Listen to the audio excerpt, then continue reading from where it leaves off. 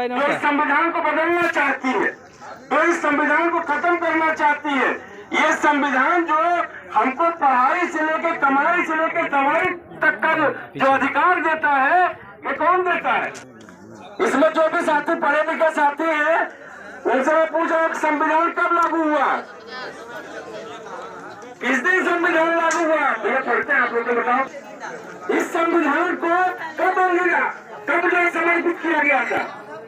26 नवंबर 1949 को संविधान सभा में डॉक्टर भीमराव अंबेडकर जी ने संविधान सभा को जो ये देश को दिया था संविधान, वो 26 जनवरी 1949 को 26 जनवरी 1949 को हमारे देश को जो संविधान मिला, उसकी ये प्रस्तावना हमारे हाथ में है, उसकी उद्देशिका हमारे हाथ में है। बाबा साहब क्या चाहते थे वो इस एक पढ़ने में नहीं थे। हम चाहते हैं कि हम एक लाइन पढ़ेंगे, हमारे साथ आप लोग भी पढ़िएगा, पढ़ेंगे ना? देखिए हम भारत के लोग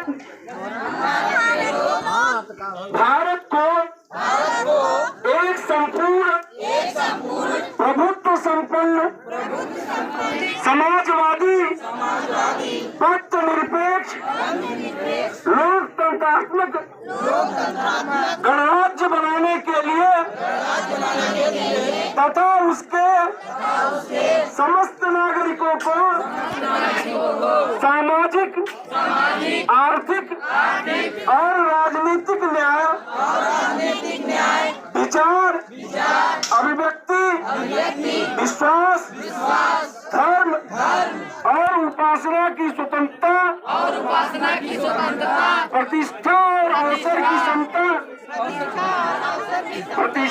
और अवसर की समता प्राप्त कराने के लिए तथा उन सब में व्यक्ति की गरिमा और राष्ट्र की एकता और अखंडता सुनिश्चित करने वाली बंधुता बढ़ाने के लिए दृढ़ संकल्प होकर अपनी इस संविधान सभा में आज तारीख 26 नवंबर 1949 ईस्वी मिति मार्गशीर्ष शुक्ल संवत 2006 विक्रमी को एतद द्वारा इस संविधान को अंगीकृत अधिनियमित और आत्मार्पित करते हैं। देखिए इस संविधान की प्रस्तावना में क्या हम भारत के लोग, कौन लोग भारत के, जो भारत में रहते हैं, वो चाहे किसी जाति के हो, चाहे धर्म के हो, चाहे मजहब के हो, जो भी इस देश में रहता है उसको इस देश के संविधान को मानना होगा, उसको पालन करना होगा। देखिए भारतवर्ष कोई एक भाषा का देश नहीं है। अभी हम यहाँ उत्तर प्रदेश में हिंदी बोलते हैं, केरला में चले जाइए मलयालम बोलते हैं,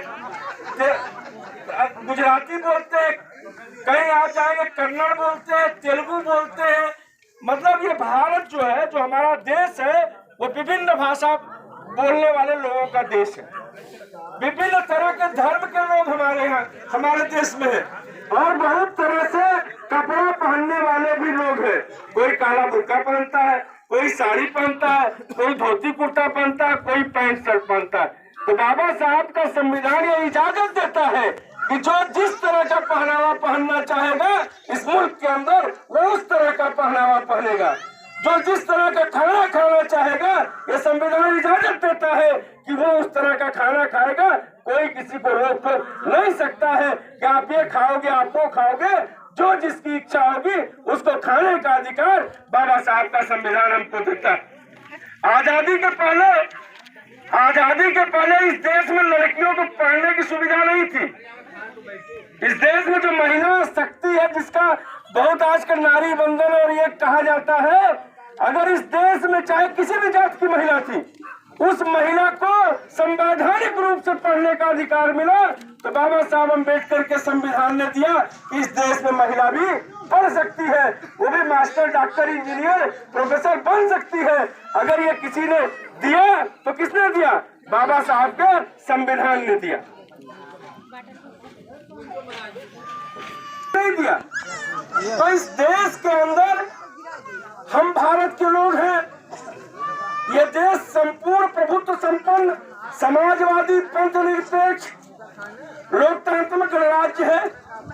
यहाँ किसी के साथ किसी भी तरह का भेदभाव नहीं होगा, चाहे पुरुष हो, चाहे महिला हो, चाहे जाति के नाम पे, चाहे धर्म के नाम पे, चाहे मजहब के नाम पे, किसी तरह का भेदभाव नहीं होगा।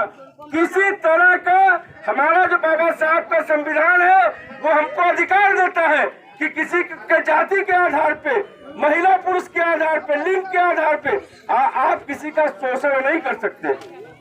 आप किसी का शोषण नहीं कर सकते। इस देश में सबको पढ़ने का अधिकार है, सबको जो है स्वास्थ्य, मतलब सबको दवाई का अधिकार है, स्वास्थ्य का अधिकार है, सबको यहाँ काम का अधिकार है। तो ये जो अधिकार कानून है ये इस देश के संविधान से हमको मिले हुए हैं, इस देश के संविधान के द्वारा हमको प्रदत्त किए गए हैं। तो आज हम लोग यहाँ इकट्ठा होकर के आज हम लोगों ने भारत के संविधान की रक्षा के लिए, भारत के संविधान को बचाने के लिए हम लोगों ने उद्देशिका को पढ़ा है। और हम लोग प्रयास करेंगे कि अपने गांव में ही नहीं और गांव में हम लोग जाएंगे और 1 महीने तक जो है, जो संविधान की उद्देशिका है, इस उद्देशिका को हम लोग गांव-गांव नौजवानों को सबके बीच में ले जाएंगे, पढ़ेंगे और शपथ लेंगे कि अगर इस देश को बचाना है तो इस देश के संविधान को बचाना होगा। अगर इस देश में आपको अपना रोजगार बचाना है, आपको अपनी शिक्षा बचानी है, आपको अपना स्वास्थ्य का अधिकार बचाना है, तो इस देश का संविधान बचाना होगा। और इधर बीच मैं बहुत स्पष्टता से कहता हूँ कि लंबे समय से कुछ ऐसी ताकतें इस मुल्क के अंदर है, कुछ ऐसी ताकतें इस देश के अंदर है जो बाबा साहब के संविधान को बदलना चाहती है, इसको खत्म करना चाहती है। आज हम लोग इनकी जयंती पे, बाबा साहब अम्बेडकर की जयंती पे हम लोगों को शपथ लेना होगा। हम शपथ लेते हैं कि हम लोग बाबा साहब के संविधान को बचाने के लिए पूरी तरह से दृढ़ संकल्पित हैं, पूरी तरह से हम लोग उसके लिए समर्पित हैं। तो मैं अपनी बात खत्म करूंगा एक नारे के साथ, बाबा साहब का संविधान जिंदाबाद, जिंदाबाद, जिंदाबाद। बाबा साहब अमर रहे, अमर रहे, अमर रहे। 14 अप्रैल अमर रहे, अमर रहे, अमर रहे। जय भीम, जय भीम, जय जय भीम, जय भीम, जय भीम, जय जय भीम, जय भीम, जय भीम, जय जय भीम, जय भीम, जय भीम, जय जय भीम। धन्यवाद।